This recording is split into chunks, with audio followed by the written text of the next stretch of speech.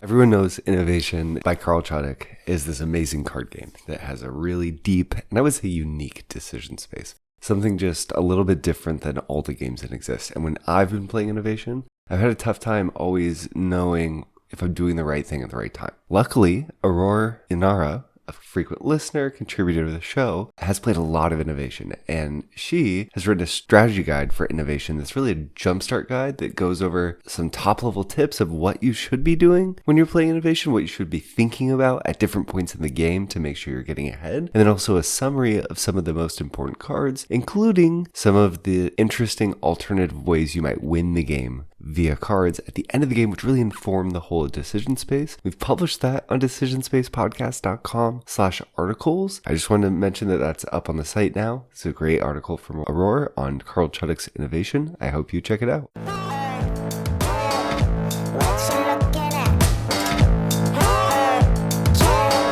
What are you talking about? Welcome to Decision Space, the only show to take place right here in the space between the turns in your favorite games. I'm Jake Friedman. I'm Brendan Hansen. And this is the podcast about decisions in games. And today, for the first time ever on Decision Space, you found yourself at a double feature. We're covering, that's right, not one game, Jake, but two games in 60 minutes or less. Whoa. That's the goal, at least. We'll see if we can do it. The two games are two lightish card games, very different games in their own right. But I think it'll be interesting to kind of see how they combo together, or they go versus in this head-to-head matchup. In the first half, we're going to talk about a game called Dracula VS Van Helsing, this sort of two-player dueling game that uses the language of trick-taking games to teach its rules, which are not, in my opinion, a trick-taking game at all. We'll talk about that more. In the second half, we're going to talk about Castle Combo, a game we've been talking about covering for a couple weeks now, but that's a light, sort of simple synergy game all about drafting cards and playing them into a grid before you, trying to overlay scoring objectives that will give you benefits based on certain tags within those cards. You want to get lots of red cards because the little red guy says, put red cards next to this. Yay! That's kind of the game. And it's good, Awesome. I think. We'll talk more about it. Yeah, I love that teaser. I feel like we're totally teed up for this episode. It's kind of like a B movie double feature, but are these B games? Well, for that, we'll have to see. So, Brendan, let's get right into the first part of this double feature and talk about Dracula versus Van Helsing. Okay, are you Dracula or am I Dracula? I would really like to, I would prefer to be Dracula. Okay, you can be Dracula. Is that Nice. mechanically or just Yeah. in life you'd prefer to be the hunted, not the hunter? No, I think being the hunted sounds bad in life. But yeah, agreed. Yeah. I was talking about mechanically in this game, and a little bit more on that in a bit. But we should say Dracula vs. Van Helsing was published by Mandu Games, a Korean publisher, and is designed by Maxime Rambo and Theo Riviere. Nice. I think it's Maxime. Okay, so I learned something interesting, Jake.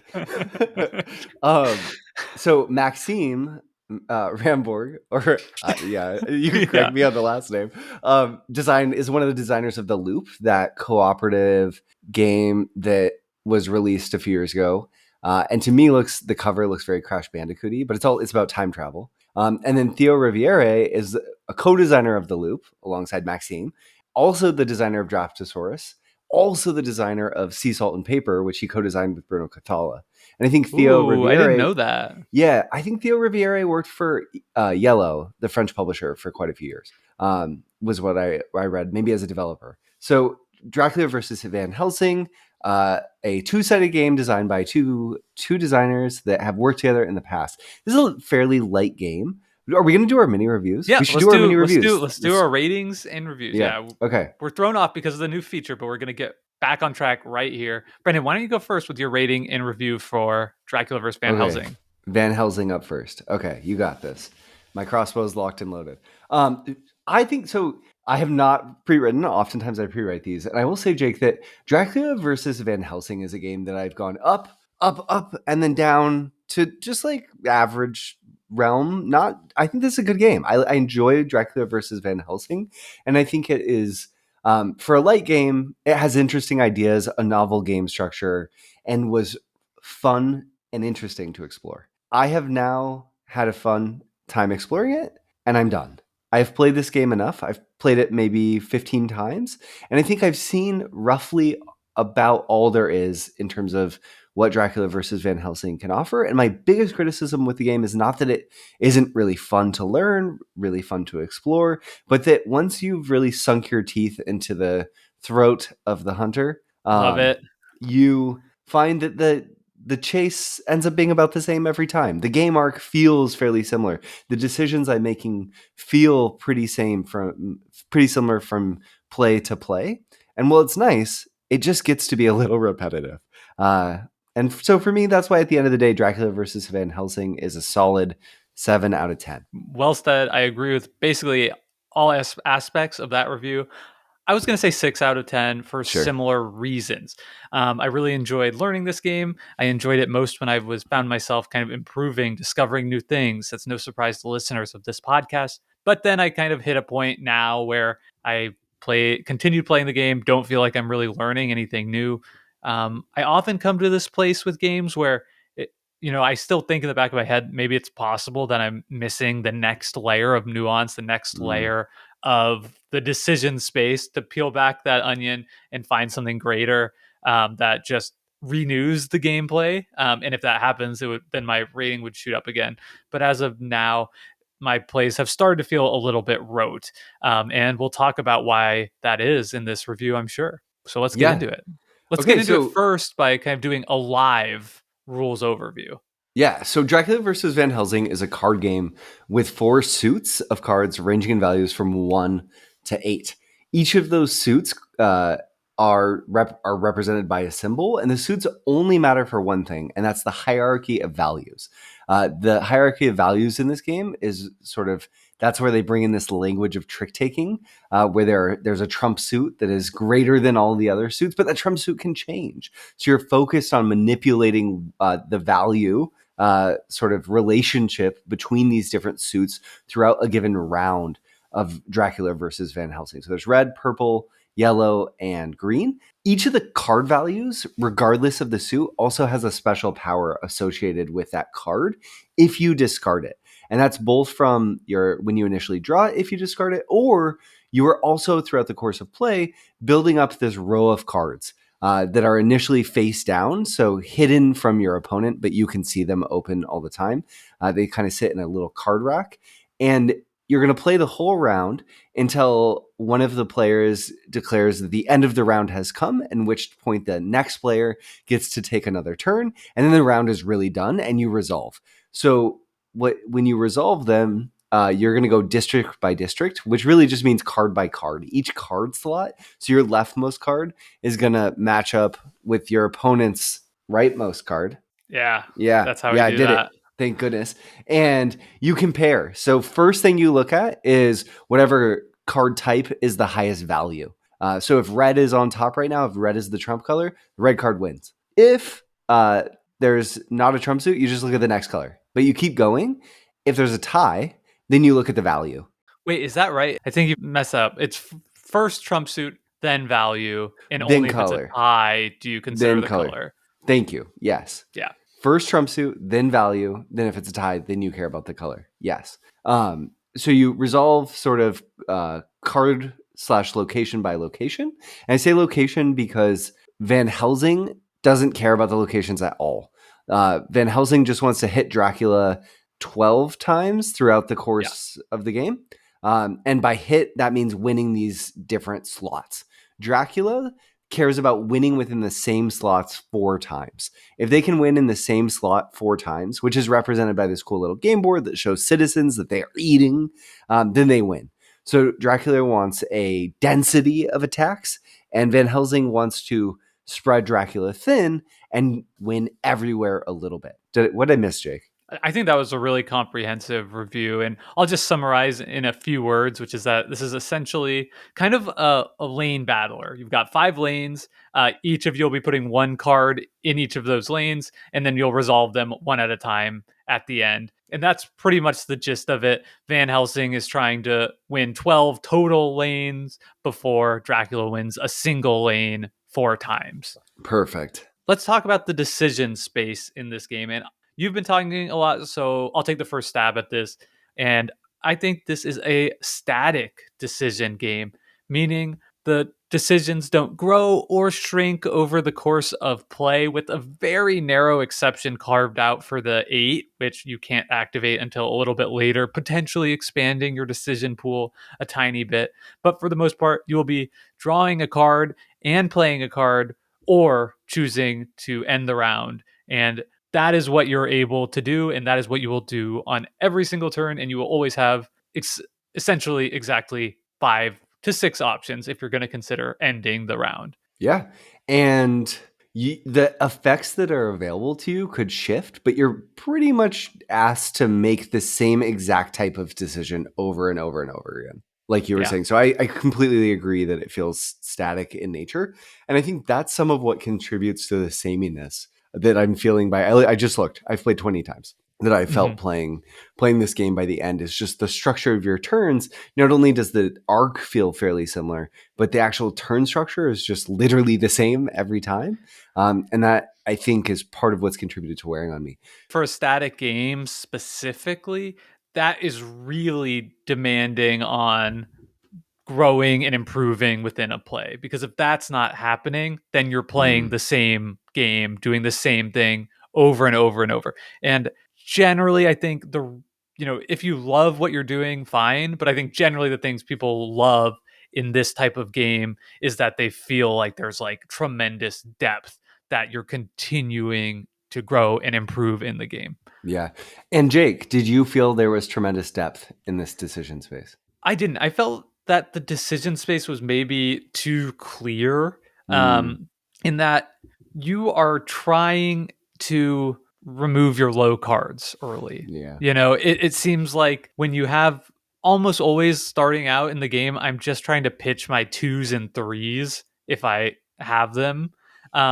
Just because of the way the card abilities are, it seems like maybe there's something left on the table sort of in terms of nuance of ability. Usually the way these games work is the lower the value, the more powerful the effect, so that the cards are inherently balanced. But here that's not the case. The highest cards also have the most game warping effects, and the lowest cards have the weakest effects. So that creates a situation where you're always wanting to get rid of the lowest cards early and save those powerful effects towards the end of the round, when you're either just going to end it with an 8, or you know that the round is close to over, so you're going to use your all-powerful 7 to switch the trump suit. So I think the fact that the powers and card numbers are set up in that way is also leading to this kind of rote gameplay loop, at least the way I've been playing it. Yeah. I think another aspect of why the game, from a decision space perspective, doesn't always feel like to me, you can end up in play patterns. I want to figure out how to approach this, what I'm trying to get at, that don't feel as robust as I wish. And I think a lot of the powers don't allow you to make informed decisions right off the bat. Things like revealing one of your cards, so oftentimes there's just an obvious decision of what you're going to reveal, so that doesn't necessarily feel interesting. I think that's some of where the rote decisions come into play. Usually you'll just reveal a low value card that you plan to discard later, or something to that effect. Revealing the top card of the deck, that's a cost. It doesn't, like, net doesn't really, you can't use that effect creatively. You're not making a decision about how you use it. It can be good early when your opponent, you're giving them you're getting information. You'll know what card's in their hand unless they discard it. And it's actually bad late, because then you're giving your opponent more information when they might be deciding whether or not they want to end the round. Sure.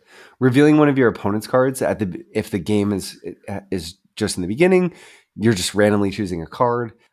Maybe if you're playing as Dracula, you're always going to reveal the lane that is scored first, because you might care about, or both sides, you kind of care about the side that scores first. So maybe you're going to reveal that lane and sort of focus there. So that narrows your decision, because the game can actually end mid-scoring, which is kind of cool. If Dracula eats someone in a district, or Van Helsing gets enough hits off, because you always resolve in the same direction, the game ends immediately. So that can play a role, but it doesn't affect your decisions really. It's kind of interesting. I actually hadn't thought about this until just now, that Dracula should be prioritizing the first region slightly 100%. more highly. Yeah. Yeah, I hadn't been thinking about that. So that's a cool kind of nugget of learning that's happening live on the show, at least for me. I guess it was obvious to Brendan. Well, I played it 19 times. I got there eventually. I played it a bunch too. You beat me that way. I played a lot of those with you. Yeah, you did. Yeah. Yeah. The other thing I think about the decision space that feels off to me, and maybe you disagree, though I don't think you do. One thing I love about this kind of game, generally, if you go back to the quintessential Jake episode, is games that allow you to call your shot. Just like in Sea Salt and Paper, that was also Theo Riviere also had a hand in. This employs that same type of mechanism where you're saying, like, I'm going to end the round because I think I'm in a good position. But what I found in play is that because of the mechanisms in this game, and the main culprit here is the 7 being able to shift the trump suit, that can just completely undermine the integrity of your entire hand. That it feels almost never worth it to decide to end the round and give your opponent one more turn. We just saw time and time again in our plays that when you do that, you end up getting punished by the other person, because there's so much you could do. You could discard a 5, discard another 5, and then switch another card, and then switch the trump suit, again, undermining the integrity of your opponent's hand to where they were winning 4 or even 5 when they decided to end the round. And now it's completely switched, and now you're going to win all 5 against them. It felt almost always better to wait until you were in a strong position where you can even get to a reasonable certainty that you're winning 3 or more of the 5 regions, and then discard an 8. And if you're not able to do that, you should probably keep going, or else you're going to give your opponent an even better ability to take advantage of a board state that they might already be winning. Yeah.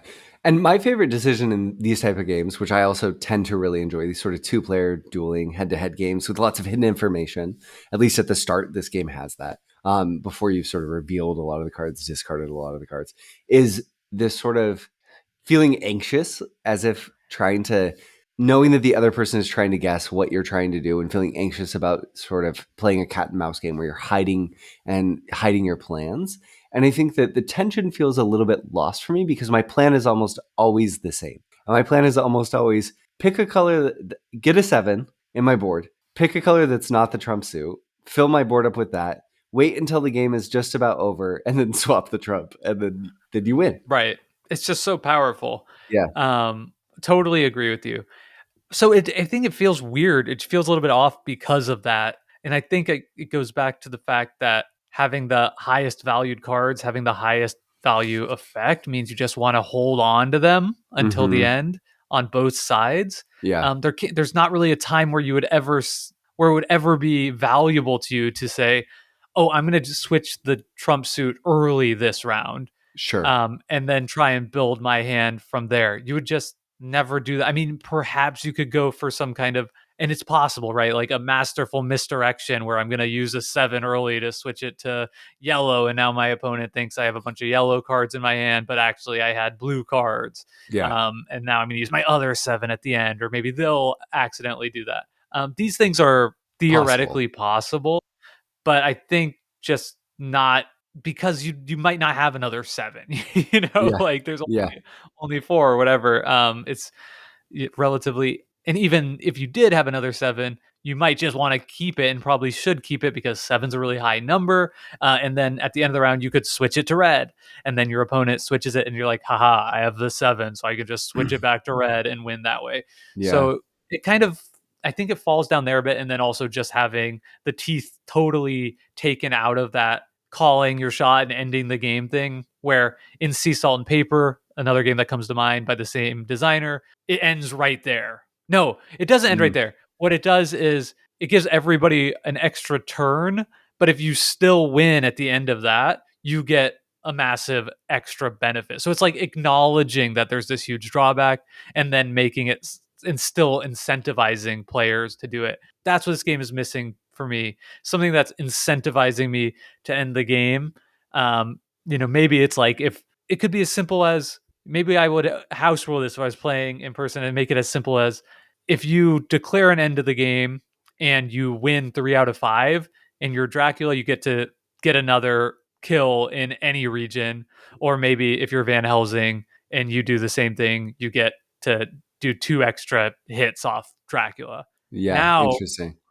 we'd have like a real reason to take what is effectively a massive risk, Yep. Yeah. and an unforced risk every time you take it. Yeah. Neat thought experiment there, Jake. For me, playing this game, so you mentioned Sea Salted Paper as a game that kept coming to mind.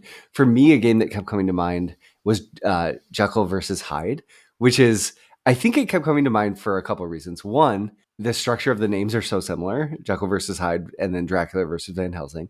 Two, this game uses the language of trick taking to teach you about sort of the value of its cards, though it doesn't feel like a trick taking game because you're not really playing tricks over and over again. I guess like if you really squint at it, I mean, it's more of a lane battler to me. Yeah, to me than too. it is. Yeah. Okay. Yeah. But it uses that language, so it brings me there. It uses, both these games use tokens that you can move to demonstrate the hierarchy of values of the different suits within the game. And part of the game is the struggle to control who gets to sort of pick what that is. And as we play Dracula versus Van Helsing more, the game we're talking about now, one thing that I really missed is that in Jekyll versus Hyde, that trick-taking game, the suits are all the same, kind of like Dracula versus Van Helsing. They're just numbers, except there's a few cards that let you utilize special powers tied to the suits. So it doesn't come up all that often, but every once in a while, the suits feel meaningfully different. There's a strategic consideration to what suits you might want to build in your hand in that game that you really miss here. Red is just red. Purple is just purple. Yellow is just yellow. Green is just green. They're represented by these cool symbols. Red is a blood drop. Purple is a coffin. Green is a candle. Yellow or gold is a cross. They feel evocative, but they mean nothing in terms of, it's just a different color, and it only matters what the trump suit is. And I think I understand they were going for light. This game is trying to push light. It's trying to push approachable. But for me, to keep the replayability up 20 games in, having a little bit more texture to the suits, I think could have given more strategic decisions within the space if it just meant some small sort of, even just minuscule twists that might make a decision to discard a certain color a little bit more nuanced, and the type of whatever happens there. And that's easy to say, right? To just say, oh, I wish the game did this. And we don't often do that. But here, I think I really like the play pattern. Right? I played it almost 20 times, and it's the same structure every single round. And usually, how many rounds do you think a game is, Jake? 3 or 4, typically? Yeah. Something like that. Yeah, maybe 5, but usually 3 or 4, maybe 5. And I guess it's probably closer to 4. I think is kind of how 3. It can't. 3 would be really difficult. I mean, Van Helsing could win in 3, but that would be a massive blowout. Yeah. So you're doing the same thing over and over again, and it's charming. Like, I kept wanting to really enjoy it. And I think that there's just a lot of things where the structure is making it feel samey, and there's not a lot in the game that's trying to fight against that. And I think there was room to. Yeah. Well, let's get into our closing thoughts, because we do have a whole another game to review on the back half of this episode. And one thing we didn't touch on much here is the very slight asymmetry between Dracula and Van Helsing. So, Dracula, I'll say 2 things about it. One, I feel like the math of this must work out in a way that it's balanced, but it sure felt like in my plays that Dracula has the easier side of this stick. Maybe it's just purely mental, but it really felt like needing only to win 4 specific duels, over the course of 5 rounds. Of course, if you're losing all the other ones, that's not going to work out for you. But it feels like you guys have so much more agency of picking your spots. when you're Drawing a strong Dracula. card, knowing where you want to put it, at least solves a piece of the puzzle. Right. It feels, and exactly. And all things being equal, right, you're probably winning about 2 to 3 on average. So then when you get down to the end, it just becomes about putting your powerful cards in those two spots. Yeah. And then obviously the Van Helsing player knows they need to do the same thing, but they also need to keep winning elsewhere. So I don't know. I'd be interested in the Discord or to look up online if other people feel this, or is it just me? But the effect of that is almost like an inverse of roles. It feels like Dracula is the aggressor and Van Helsing is the person playing defense. And Yeah. I don't want to criticize this game on thematic notes because it's such a, light numbers on cards game. But there again, it just feels like maybe there's some opportunity for, if Van Helsing lines it up just right, they have the silver arrow or whatever, the spear in just the right place at just the right time, they could strike and do like a killing blow on Dracula, something like that. But yeah, again, in effect, the asymmetry just felt a little bit off to me. I think when you have asymmetry defined by objectives, not by agencies, it often feels awry because oftentimes your agencies, right, what you can do within the game are what make you feel different. Your objectives just inform what you want to do, not how you can do it. And I think oftentimes you feel different when you can do different things, not, oh, I want to focus what I can do here. And for me, that's another area where I'm like, oh, the presentation of the game is gorgeous. I want to own this game, Jake. It's the art's beautiful. Yeah, I like the look The of it tokens too. are really cool. It just has this sort of spooky, but not gross in any. Sometimes horror is just like, oh, this is pulling this out when it's not near Halloween feels like a little tonally off, maybe. Or I couldn't just show this anymore. This game's like charming. It's quaint. It's cute. I'm in Transylvania and I don't want to get bit. I think for me, this is a great example of a game that is a simple system that could be iterated on, and I hope it gets that. There's clearly something neat here. There's an interesting flow of play, but for me, it's a game ruined by the fact that the play pattern is just too similar over and over again. And if you're someone who's saying, well, this game sounds really cool, and I typically only play games that I own 5 or fewer times, I think Dracula versus Van Helsing is an easy recommend. Or if you play games really rarely or play games with lots of different people and you have a capacity to kind of, you just want to experience other people's joy, I think Dracula versus Van Helsing is a winner for that too. I played this maybe a handful of times and thought it was cool enough that I just wanted to show Jake. I didn't even think we'd cover it on the show. And I think that speaks to that discovery stage with this game being so fun. It's a novel game structure that just needs a little refining. All right. Well, let's leave it there and go quickly to an intermission before we meet back on the other side to review Castle Combo.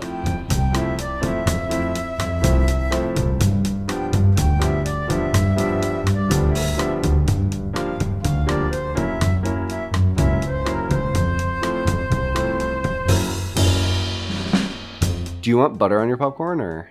I do want butter on my popcorn, but I'll reveal something to you just now. I need everybody to mute their podcast for a second. I do not like popcorn at all. What? No popcorn and no melted cheese? The thing about popcorn is I like the taste. I actually love corn. Oh, wait, it's cold unmelted cheese. You like melted cheese? Yeah, I like melted cheese. I don't like unmelted cheese. Okay, go on. Totally normal. I like corn. I like Mexican street corn on the cob, corn as a side dish.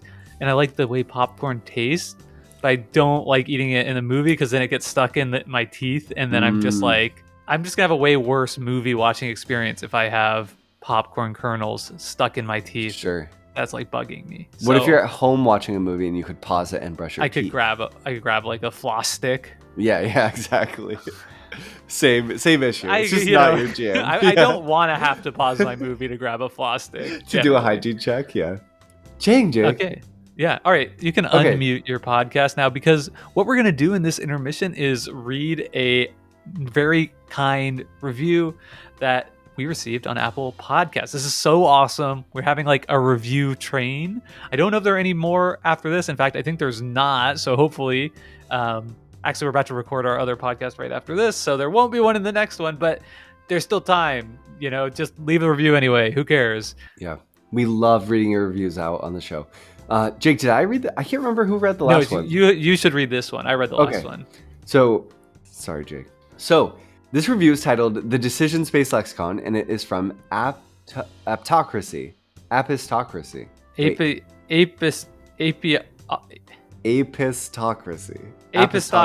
The thing about Apistocracy, Brendan, is this is the name of a board game that's coming out in 2025. So Apistocracy.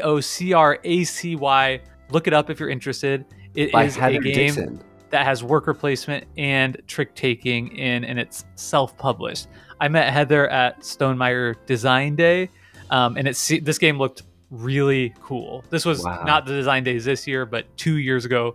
I know Heather's been hard at work on it, so that's the name of this review. And Apistocracy got 73. It has 893 backers on Kickstarter. That's really cool. Congratulations, Heather. Okay, this review, The Decision Space Lexicon. Thank you, Jake and Brendan, for sharing your thoughts and knowledge about board games through Decision Space. I'm about 3 years into my own game design journey, and I credit your podcast as one that has helped me become better at communicating with other designers and gamers about the craft. I just spent much of my past weekend in the Unpub room at BGGCon, where I playtested several designers' games. I was able to clarify my feedback more effectively because of the terms and concepts I learned as a Decision Space listener. For those same reasons, I was also able to explain my own prototype better. Until a month ago, I had not heard the term sweet spot mechanic, but that was the perfect descriptor for the betting mechanism in my latest game design. If I had more time, I would re-listen to all the past episodes in order to identify decision space vocabulary words for the purpose of compiling them into a decision space lexicon spreadsheet. Perhaps this list already exists. If so, it would be a valuable resource to share with others who are interested in deepening their knowledge. I look forward to listening to the next few hundred Decision Space episodes and to the vocabulary words and concepts I will learn from both of you about board games. Cheers, Heather. So awesome. Thank you so much for the kind review. It is incredibly rewarding to know that our podcast is out there helping people talk about games better. There's no dictionary, and I think part of the reason for that is we never really come down on like a specific definition. We're kind of like, hey, we'll keep thinking about it at the end of each episode. But I think that could be an awesome project for our Discord, like to collectively take on and really try and come up with that like short blurb for the sweet spot, for a waxing decision space, etc. Yeah. Heather, we always like to review the reviews, so thank you. 6 out of 10. No, 6 out of 5. Oh my gosh. What? A 6 out of 10? That's brutal. So brutal. Okay, apparently Jake 10 out of 10 Dracula for me. VS Van Helsing. It's 6 out of 5. That was awesome, Heather. Thank you so much for leaving a review. And if you also love Decision Space, we hope you'll take the time to leave a review too. But Jake, now wait, intermission's wait, do you hear it? I think intermission's over. The castle combo beckons. The lights are dimming and yes. They've dimmed completely, and the Wait, I forgot to pee. Big screen is showing Castle Combo, a game published by Catch Up Games and designed by Gregory Grard and Matthew Roussel. And yeah, interestingly, this game was released in 2024. And Catch Up Games, Jake, do you know what game they published? The Loop. I know because I'm looking at the notes. The Loop. That's so crazy. And you said these two games.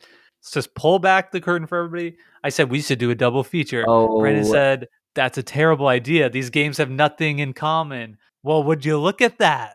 I think, Jake, there's a chance they just distributed the game in France and they work with Preplanners. So I take it back. But they did do Far Away. I'm not rescinding my victory lap. Okay. That's okay. My victory loop, if you will. Board game distribution makes it tough to find who the original publisher of a game actually maybe was outside of games with really clear publication pedigree. So it's honestly so crazy to look this up, and it's like publisher, and then you look at Board Game Geek and there's like 8 different entities. It's just like, okay.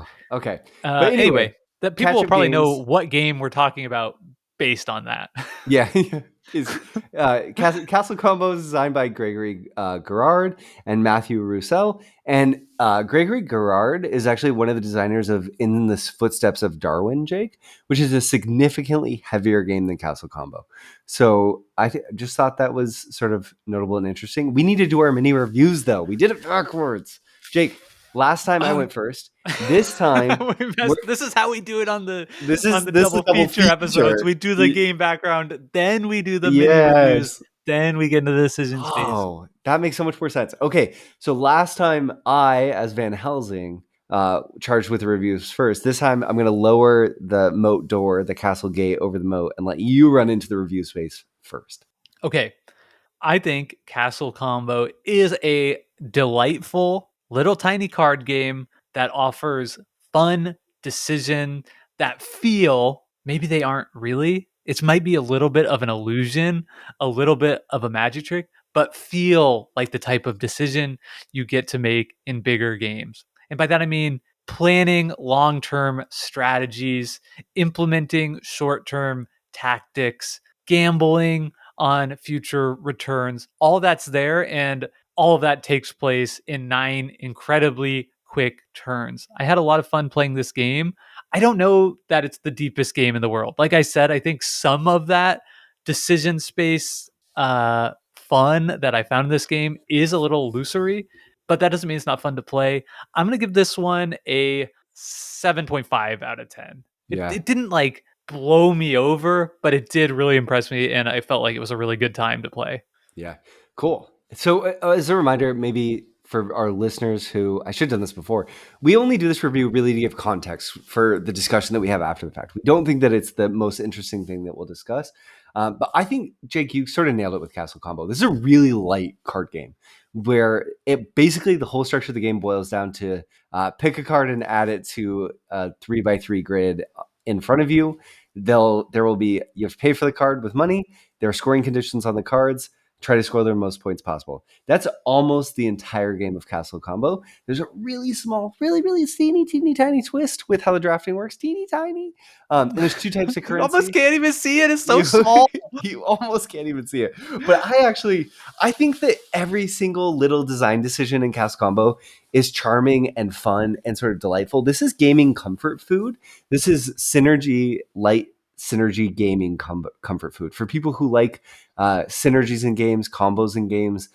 Castle Combo just kind of checks a lot of boxes in a really quick playing light card game, and I like this game more than I think I should based on the description of it.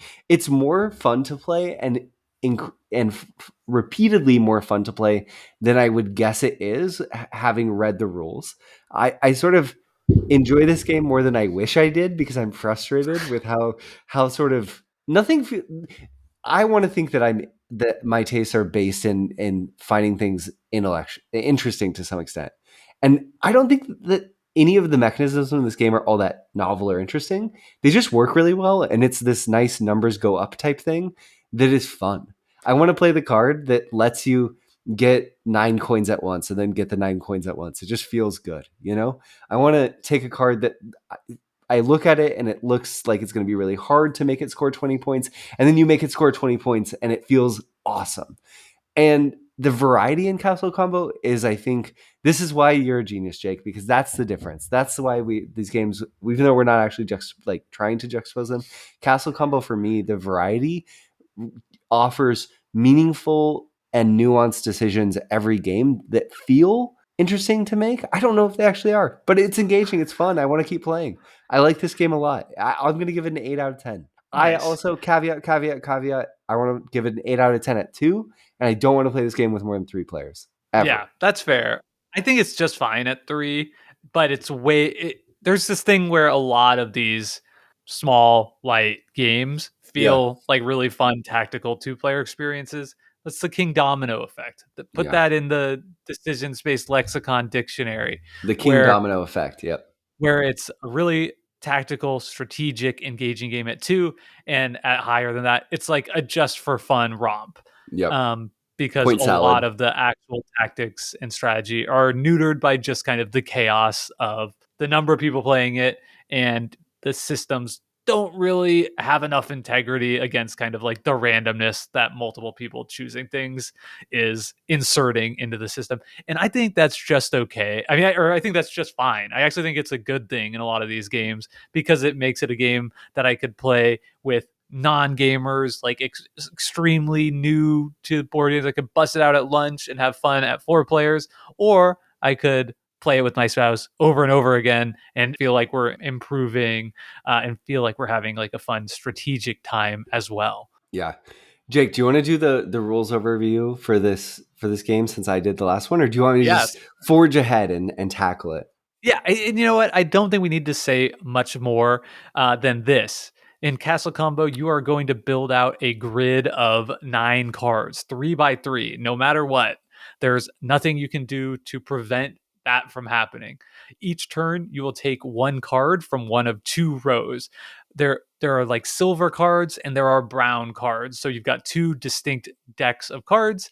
The silver cards are always in the top row and the brown cards are always in the bottom row. And there are some slight characteristics that are unique to those rows, or if not unique, there are different tags, types of cards that will be more commonly found in the silver row or the brown row. And then there is a active row, which will be either the silver or brown that you must draft from unless you pay a key, one of the 2 resources in this game, to change the active row, and that row will remain the active row for the next player unless it is changed by them by either paying a key, or some of the cards when you add them to your row will change the active row as well. So there's some slight strategy there too, and do I want to spend a resource to get a slightly better card, or change the odds and change the pool of available cards for the next player? All the cards have a cost ranging from 0 to, I don't know, like 8? 9, 8. Yeah. So you'll have to pay gold, and then the cards will give you gold. They will give you keys. They will reward you with end game scoring based on completing certain patterns and having this right number of types of cards in your grid. You've seen all this kind of stuff in board games before. And then the game, if you can't afford anything or don't want to, you can put the card face down to get a set number of coins and keys. Usually not an efficient thing to do, but sometimes can be worth it if the things are just not valuable to you at all, or you're cash poor and need to get some quick money. At the end of the game, you will score your entire tableau of 3 by 3, and whoever has the most money wins the game. There's light spatial elements where every card, Jake, you sort of said this, but I want to emphasize it. Every card has a scoring condition on it. So every time you take a card, you get a scoring condition, a new one. And every card has these symbols, these emblems, the different colors that Jake mentioned. And some of those will care about what cards are adjacent within that grid. So maybe the little gesture says you get 2 points for each blue card directly orthogonally adjacent. So directly left, directly to the right, directly above or below. And it also says when you play it, you get 2 gold for each blue symbol you have. So yeah, that's kind of what it does. Throughout the course of the game, you're either trying to get certain symbols in a density, or maybe avoid certain symbols. Maybe you want cards to go in certain rows. Maybe you've drafted into this subgame where you're trying to get money. Normally at the end of the game, money doesn't really score for anything, so you don't care about it. But then a whole subset of cards says, no, wait, your money does score at the end of the game. So now you care about getting lots of money. I think this game does a good job exploring its edges just enough without getting complex in its scoring objectives. There's a really nice mix too, Jake, of scoring objectives that overlay on each other, right? So you can sort of say, oh, I'm the player at this game who cares about blue. How much can I stack these blue scoring objectives with blue cards around them that also care about blue? And then it's just blue city, just like blue and blue and blue, versus cards that sort of say, do this, don't do that. So you get both sides of the sort of decision making. I want to do this, I don't want to do that. That gives you a game that feels puzzly, but not complicated. The puzzle doesn't come from it being hard to solve. It comes from the uncertainty around what cards will flip up, because whenever you're drafting from one of those 2 decks, like Jake said, either the brown deck or the silver deck, there's only 3 cards offered in each. So it's a pretty narrow pool. And as you repeatedly play, you get a sense for what types of effects exist. You get a sense for the card. You clearly, the more you play, the more you understand what your outs might be. Jake, I'm just excited. We got to characterize the decision space. Yeah. And so here you have a very different decision space in which I would say the decision space is waning. You start out having a completely open grid full of possibilities before you. You'll always be presented with 6 cards, right, in the same essential options. You could also pay to wipe the cards, right, to see 3 new ones. So you'll That's always a have fun those decision, options. by the way. Yeah, I think that's an important part of this game. Yeah. But you'll always have those same options, right? That part's static, but then the decisions of where to put cards and why to put cards in your grid is shrinking over the course of play, giving the game, I think, more of like an inherent sense of tension as you go, seeing your options narrow. You create, because everything is scoring and there's so much overlaid scoring happening. You're creating massive point potential by the cards you're playing, and then you're getting to see whether or not you're able to pay those off based on the cards that you're able to get. And that process is exciting every time, even if, as we keep saying, there might not actually be like all that deep of decision to it. It's like, okay, I'm going for blue stuff. Let's see if I get them. Yeah. I think, Jake, the decisional punch in this game primarily comes down to knowing when to reset card rows. A lot of Yeah. times the decisions are not difficult, which gives the game a nice flow. You know, there's a card that you want.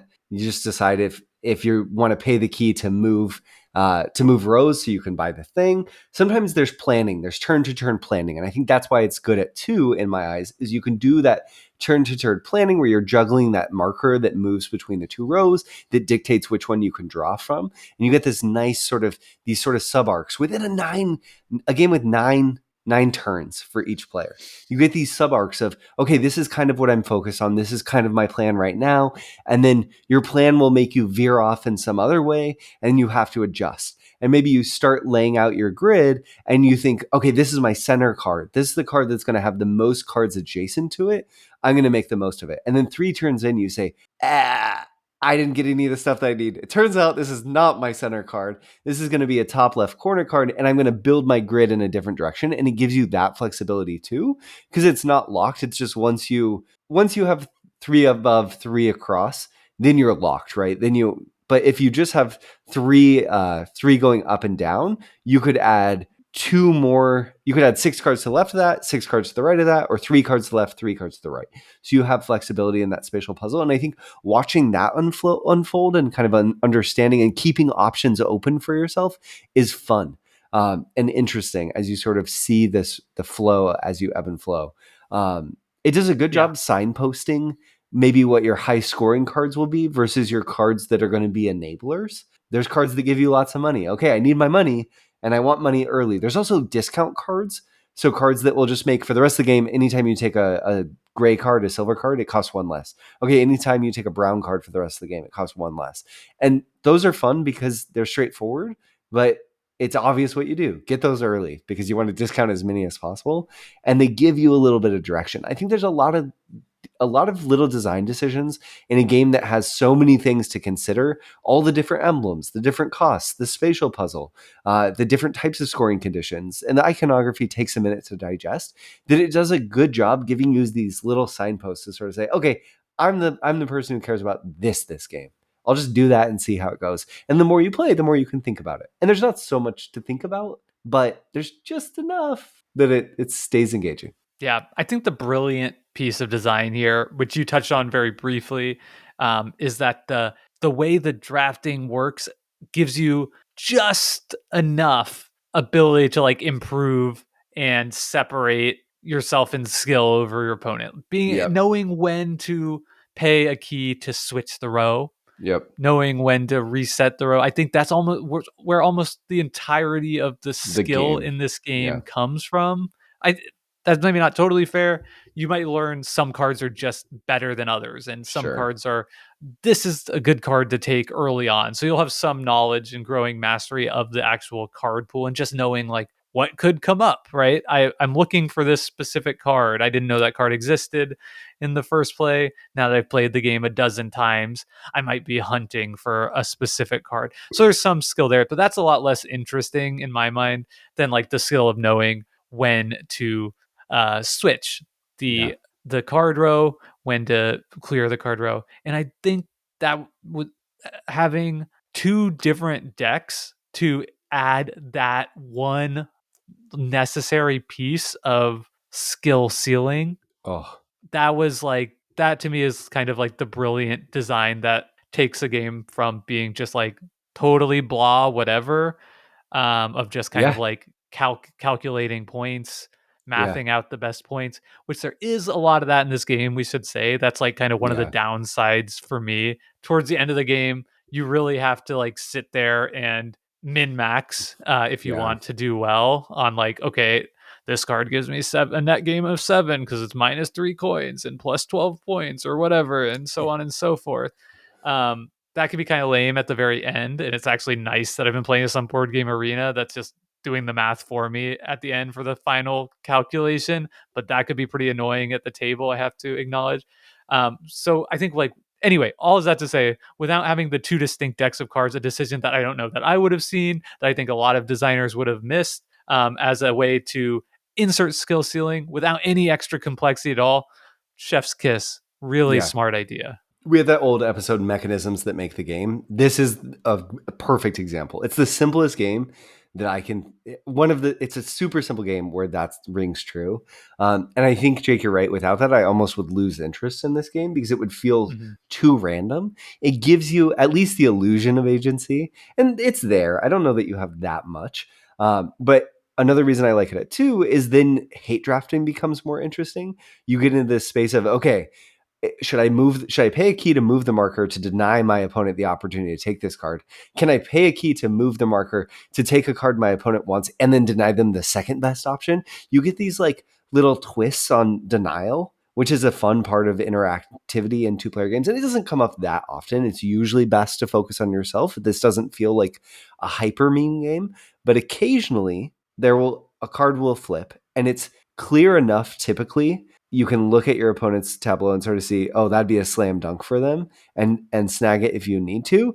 And that's where I want this sort of denial hate drafting interaction to live, where it's a big red button where if the game puts it in front of you, you get to push it, but you're not looking for it, right? You're not like sitting there. I guess I'm doing a metaphor of being at a console. You're not like going through it looking for like, okay, how do I adjust all these knobs? Like, how can I get them? No, like it's there. You can do it, but you do it when it really matters. When we were playing, Jake, how often did you make a decision to deny me a card? And did you feel clever when you did it? I think it definitely comes up, especially Yeah. towards the end of the game, right? I talked about you're sort of creating like massive points potential. So every once in a while, there'll be a card that could be slotted in just the right place for your opponent that just gives them a lot of points. So you can, ideally clear that row, or, or take that card, slam it face down, even if you can't use it. You have options almost always in preventing that card. So I would say in a two-player game, maybe like one turn a game on average. Yeah. Which out of 9 turns, that's kind of a cool sweet spot, right? That's like the red button denial mechanism in my mind. 1 out of 9, that Yeah. seems great. Um, I have one other thing to talk about with this game, and okay. that's variance. So this game has a lot of different cards, a lot of different effects, and they are not balanced. There are some cards. There's a card, for instance, that gives you coins for every empty space you have on your board. Guess what? If you play that card on the first turn, if it's there and you take it and get the 8 coins, that's really strong opening. Yeah. And it's going to be potentially difficult for your opponent to track you down from there. There are some cards that give you discounts for all cards for the rest of the game. Also really strong to play on your first turn if it's available to you. Yep. But you're not going to have that every game. And I think it can be, it's a pro and a con for some players, because there are some games where things just go your way and you know what, the opponent is just not ever going to win if it's a 2-player game, because you hit that card perfectly and then they drew a card and revealed another like amazing start card. Now you've just got this dream start and rocket off to scoring 100 plus points in the game, which feels amazing when it's happening to you. I think it's a type of game where most games will be in the bell curve and you get like a really fun competitive experience where players are scoring in the 80s or low 90s on both sides, and you feel in it towards till the end. But it will also have these games on either end of the bell curve where you'll just have a terrible game. You couldn't really get anything going based on the cards that were available to you, or you have these like dream games. And that's also something that makes a game more replayable to me, especially when it's like this short and snappy. If I lose, it makes me say like, whatever, variance, let's go again. And I've talked about this before. When things go your way, you say, I am incredible. I'm such a genius. I just completely dominated by chaining these cards together. And I think this game pulls that off really well, almost challengers-esque in the way that, when you're not really doing anything, but when the cards just chain together perfectly and you get all the blue cards and you take them and put them on your grid, it feels amazing seeing it all come together in a really fun way that makes me want to keep going back to it for those high points. Yeah, I think this game, Jake, my sort of closing thoughts are that it does a really good job. These sort of games like Point Salad comes to mind as another marker of a simple game where you're drafting scoring objectives. And one of the things that makes these games work as well as they do is the uncertainty around what anything is actually worth. So whenever you draft a card, you're drafting the potential for points. As the game goes on, it's more clear what you'll actually score with a given card, right? As your grid fills up, there's more certainty of what it's going to give you. But early on, it's largely a decision space around speculation and planning. And that can be really fun to sort of say, okay, I'm going to go all in on this, and then it works out. And I like the cards that give you 7 points for 3 types of symbols, right? You get those early. Can I get 21 points? Can I get 28 points off one of those? And sometimes you can, and you can build a whole strategy around it. But there's other cards where maybe it's tough to evaluate if you're paying a fair price because you don't know the points that you'll get. And I think this game gives you just enough information to not make it feel frivolous, but not so much that you want to sit there sort of agonizing about what you might do. You can find the path to the right choice, the right decision pretty quick. This is like the fun-sized candy bar, Snickers candy bar of card games, tableau building games, drafting games. It's a fun little treat. It's not always going to satiate you, but every once in a while, it hits. It's delightful. Yeah, totally. My closing thoughts, I feel like this game just is hanging on by its fingernails from being terrible. Yeah. Like if this game took 5 minutes longer to play, I would have played it once and said, not for me. But it comes at like just under like the buzzer for being like a fun game for this type of experience. Similarly with the drafting and like skill ceiling, like, is it there? I think so. And like just enough to make me want to go back more and more. And I think when you experience something like that, you're playing it, it's just kudos to the designers, kudos for the developers for like getting every decision almost exactly right. And I kind of think that's what's happening with Castle Combo. Awesome.